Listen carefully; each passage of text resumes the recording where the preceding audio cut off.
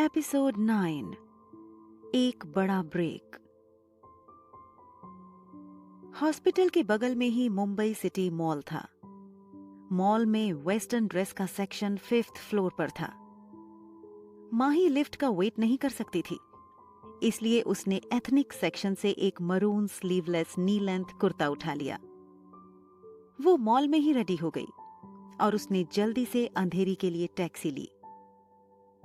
मुंबई में आपको और कुछ मिले ना मिले, पर काली पीली टैक्सी हर हालत में हाजिर रहती है।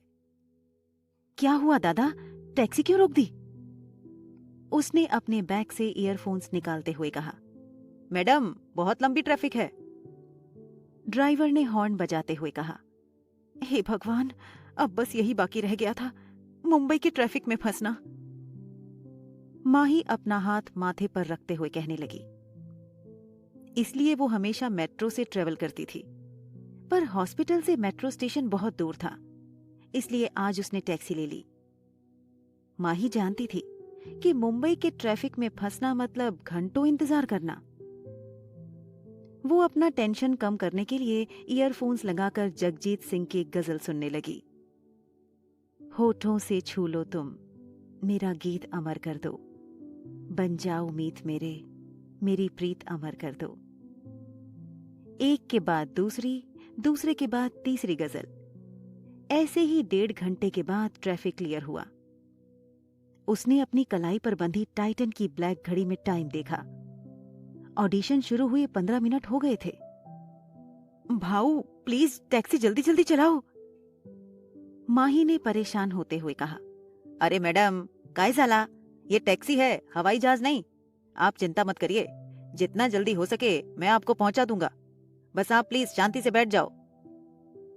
ड्राइवर ने दिलासा दिया। फाइनली वो हंगामा फिल्म स्टूडियो पहुंच गई। अरे भाऊ, थैंक यू, ये लो पैसे, चेंज रख लो। माही जैसे ही टैक्सी से उतरने लगी, उसकी नजर रागिनी पर पड़ी।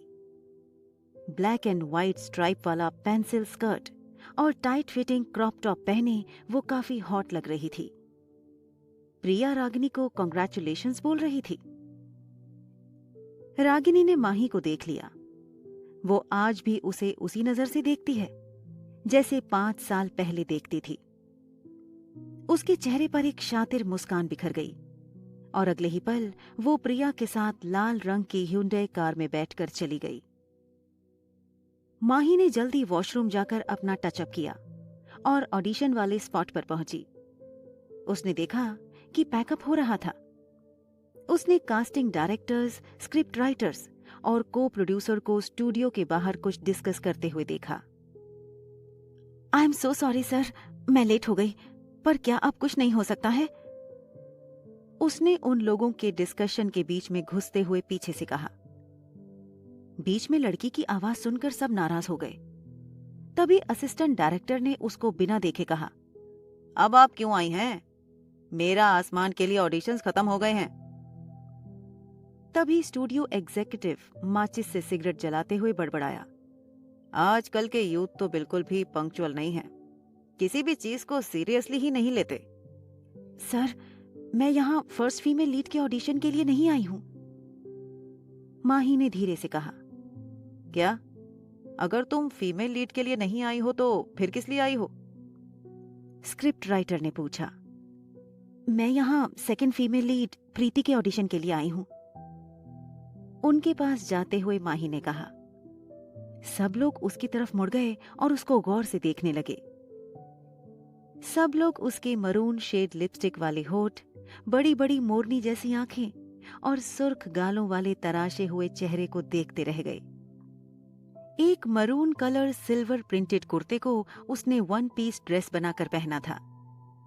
उसने कमर पर बेल्ट बांधा था, जिससे उसकी कमर बहुत स्लिम लग रही थी।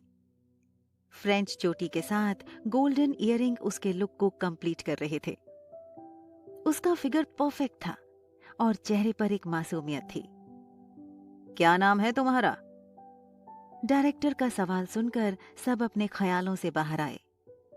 माही।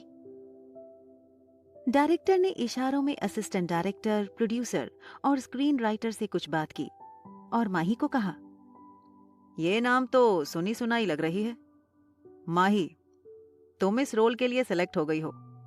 तुम्हें फॉर्मेलिटी के लिए फाइनल कॉल आएगा और आगे का तुमको इन्फॉर्म कर देंगे। ये सुनकर उसका चेहरा खिल उठा। थैंक यू संजय सर, मैं अपना बेस्ट दूंगी। ये बोलकर वो वहां से चली गई। वो यही चाहती थी कि किसी तरह उसे सेकंड फीमेल लीड का रोल मिल जाए। ये माही के लिए एक बड़ा ब्रेक था। उसने प्रीति के रोल को समझने के लिए 3 महीने पहले से ही तैयारी शुरू कर दी थी। अब जाकर फाइनली उसकी मेहनत रंग लाई। माही के जाने के बाद डायरेक्टर उसकी तारीफ करने से खुद को रोक नहीं पाए। उन्होंने कहा, हम कब से एक एक्ट्रेस की तलाश में थे। हमने उसे नहीं, बल्कि उसने हमें ढूंढ लिया। उस लड़की का कॉन्ट्रैक्ट हंगामा एंटरटेनमेंट के साथ है। इसके बावजूद उसे बहुत कम रोल मिले हैं। मैंने कभी सोचा नहीं था कि मैं एक अनपॉपुलर एक्ट्रेस को इस रोल के लिए सिलेक्ट करूंगा। स्क्रीन राइटर संतोष ने भी आगे बढ़कर कहा, उसके बारे में सबसे अच्छी बात उसका काम नेचर और वे ऑफ टॉकिंग है। प्रीति का किरदार बोल्ड है और उसमें बोल्डनेस भी है। अच्छे नेचर के साथ साथ वो इंटेलिजेंट भी है। बिना किसी वल्गैरिटी के ही वो एक सेडक्टिव रोल परफेक्टली निभाएगी। इससे पहले इस रोल के लिए जितने भी आर्टिस्ट ने ऑडिशंस दिए, उनमें से कोई भी इस कैरेक्टर के लिए सुटेबल नहीं था। मैं तो ऑडिशन से बहुत डिसअपॉइंट हो गया था। डायरेक्टर हंसते हुए बोला, अरे गुस्सा मत हो, अब तो आपको इतने सब्र के बाद आपकी प्रीति मिल गई। उसी समय नारायणा मेमोरियल हॉस्पिटल बांद्रा। बनी वीआईपी पेशेंट रूम में था और बहुत परेशान था। वो चुपचाप अपने बेड पर बैठा हुआ था। स्टोर रूम के कोने में बैठने की वजह से उसकी व्हाइट टी शर्ट और ब्लैक हाफ पैंट मैली हो गई थी। उसके बाल और आंखें देखकर ऐसा लग रहा था जैसे वो कोई जंग लड़कर आया था। ना तो वो किसी व्हाइट कोट वाले डॉक्टर की सुन रहा था और ना ही ब्लू साड़ी वाली नर्स को पास आने दे रहा था। वो सबको नजरअंदाज कर रहा था। पूरे दिन हॉस्पिटल में चक्कर काटता प्रेम अब बहुत थक चुका था। उसके अंदर जरा भी एनर्जी नहीं बची थी। वो बनी को लेकर जल्द से जल्द घर जाना चाहता था, पर बनी तो उसकी तरफ देख भी नहीं रहा था। आखिर में उसने ऑफिस में कॉल लगाकर विक्रम को हॉस्पिटल बुलाया।